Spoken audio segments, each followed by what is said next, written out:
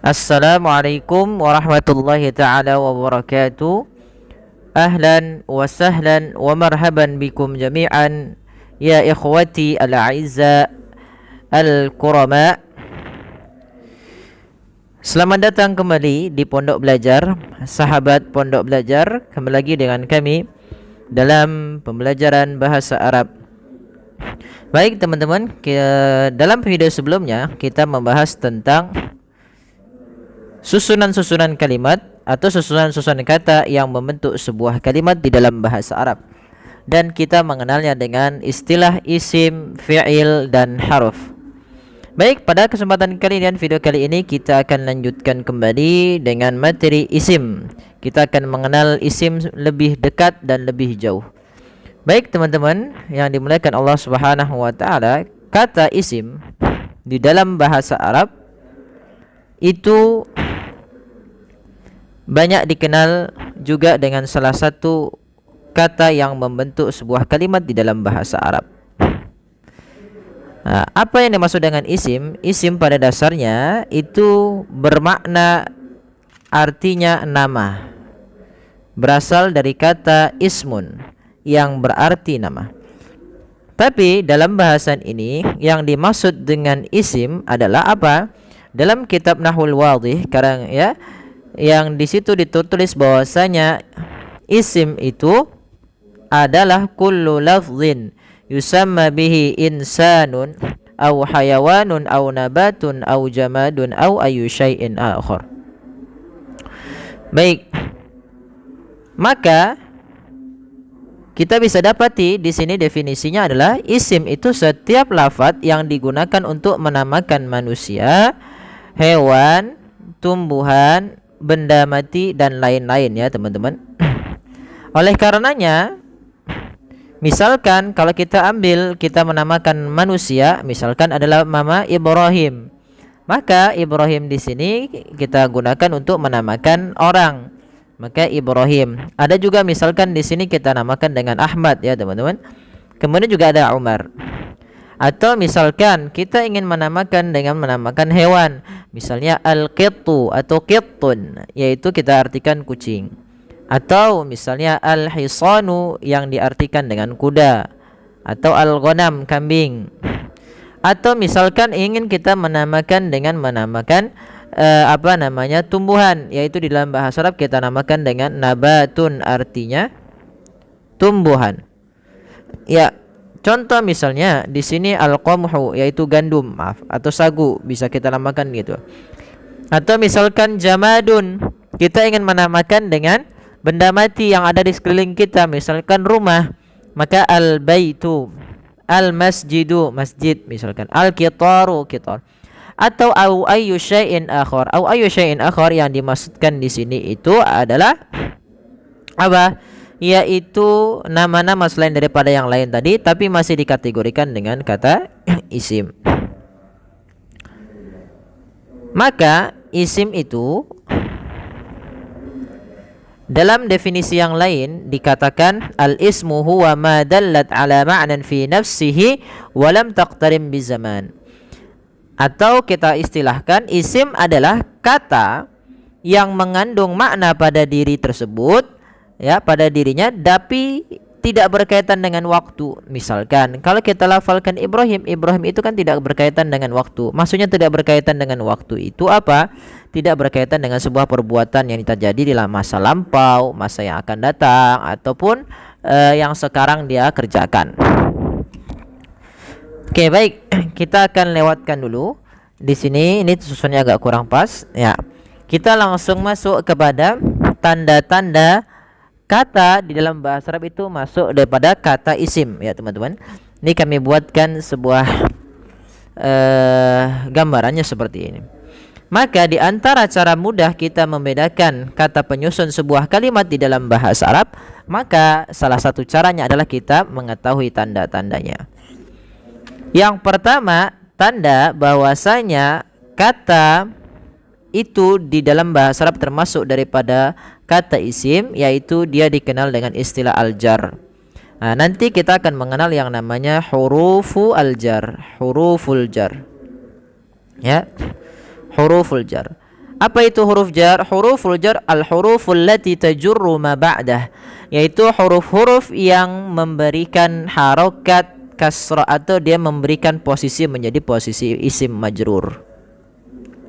Nah, biasanya al-ijur majrur itu identik dengan harokat yang di bawah atau kita kenal dengan harokat kasrah. Misalkan kami ambil contohkan di sini ya teman-teman, kita ambil contoh. Misalnya marartu bi rajulin. Lihat kalimat kata rajulin, dasarnya adalah rajulun. Nah, ketika kata rajulun ini didahului dengan huruf jar berupa huruf ba, maka dia berubah menjadi bi rajulin.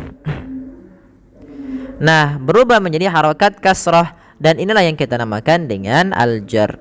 Maka dia diistilahkan, ada juga yang mengistilahkan al-jar ini dengan istilah namanya al-khafdu. Ya, al-khafdu. Ya, sama saja maknanya, yaitu berharokat kasrah lebih banyaknya. Tapi bisa juga teman-teman dia tidak menggunakan kasrah, nanti dia kasrahnya dengan huruf ya, karena disebabkan posisi katanya sebagai, nanti itu ini dia di bahasan yang akan kita bahas di beberapa video ke depannya. Jadi yang pertama kita harus mengenal tanda yang pertama adalah al-jar, yaitu bila kata di dalam bahasa Arab berharokat kasrah bisa dipastikan dia termasuk daripada kategori isim, yaitu kata benda. Baik, yang selanjutnya tanda yang kedua yang mudah dikenali bagi kita untuk mengetahui bahwasanya kata tersebut adalah isim, yaitu dia berharokat tanwin. Tanwin itu apa? Tanwin pada dasarnya ini kalau kita merujuk kepada bagian tajwid itu hukum nun sukun dan tanwin. Hukum nun sukun dan tanwin. Pada dasarnya tanwin adalah istilah nunun talhaqu akhiral ismi lafdhan lafdhan la kitabat atau la khattan. Jadi pada dasarnya tanwin itu adalah bunyi nun yang dia melekat pada akhir isim. Nah, maka tanda kedua yang kita dapati untuk mengenal isim itu adalah tanwin. Maka apabila kita dapati sebuah kata di dalam bahasa Arab berharokat tanwin, maka kita hukumi dengan kata isim. Tanwin itu yang seperti apa sih? Tanwin itu yang begini tandanya. In, an. Misalkan di sini kita ambil contoh kitabun. Kitabun di sini berakhiran dengan tanwin. Maka tanwinnya apa? Berupa dhammatain. Maka dia pasti isim. Kitabun. Yang selanjutnya misalkan Zaidun, yaitu dia apa? Isim dengan tanwin. Bisa dilihat dari maknanya juga. Maknanya merupakan nama orang, sebagaimana tadi definisi di awal. Atau qaimun, berdiri. Nah, sama. Dia berakhiran dengan tanwin. Yang ketiga yaitu diistilahkan dengan an-nida. Tanda isim atau mengenali isim yang ketiga adalah an-nida. Apa itu nida? Nida adalah arti di dalam bahasa Arab diartikan dengan seruan atau kata yang dimaknai dengan diseru. Itu misalkan dengan menggunakan seruan ya ataupun yang lainnya. Misalkan ya Allah, atau misalkan di sini kita menyeru nama orang, misalkan ya Maryam, wahai Maryam, atau misalkan ya Muhammad, wahai Muhammad. Bila ada kata diawali dengan seruan berupa kata seruan, baik itu nanti dengan ya nida yang seperti ini, maka dikategorikan dengan isim. Kemudian yang selanjutnya teman-teman, yang keempat, yaitu bila kita dapati semua kata di dalam bahasa Arab yang didahului oleh alif lam ta'rif atau kita kenal dengan al, maka dikategorikan isim. Misalkan ada lafal al-kitabu, didahului dengan alif dan lam yang melekat pada lafal kitabun tersebut, maka al ini menandakan dia isim.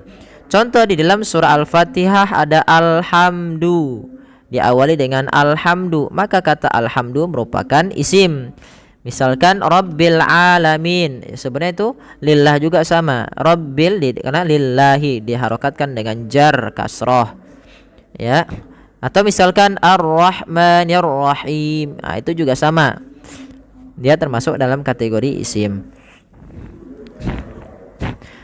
Contoh selanjutnya misalkan al-baitu, rumah. Maka kalau dia didahului dengan lafal baitun atau maaf didahului dengan al, maka dia termasuk isim. Yang terakhir yaitu al-isnad. Kata isnad yang dimaknai dengan disandarkan atau dinisbatkan.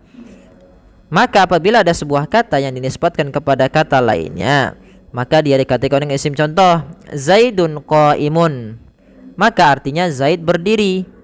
Misalkan kata qaimin ini disandarkan kepada Zaid atau dinisbatkan kepada Zaid, yang dimana bentuk berdiri itu atau sifat berdiri itu disandarkan kepada siapa? Kepada Zaid. Maka asnadna al-mada al-qiyam ila Zaid, ya, kita menyandarkan sifat berdiri kepada Zaid. Nah, ini dinamakan dengan isnad. Maka kami kutip daripada kitab Alfiyah bin Malik, dikatakan oleh Imam Ibnu Malik dalam Alfiyahnya, bil jarri wat tanwini wan nida wa al wa musnadin lismi tamyizun hasal. Maka kata beliau, dengan jar, tanwin, nida dan al serta musnad atau dikenal dengan isnad, ini yang menjadikan tamyiz, membedakan antara kata isim dan kata yang lainnya sebagai penyusun dan pembentuk dari kalimat di dalam bahasa Arab. Baik, mudah-mudahan bermanfaat. Nanti kita lanjutkan di pertemuan yang akan datang. Terima kasih, kurang lebihnya mohon maaf. Wassalamualaikum warahmatullahi wabarakatuh.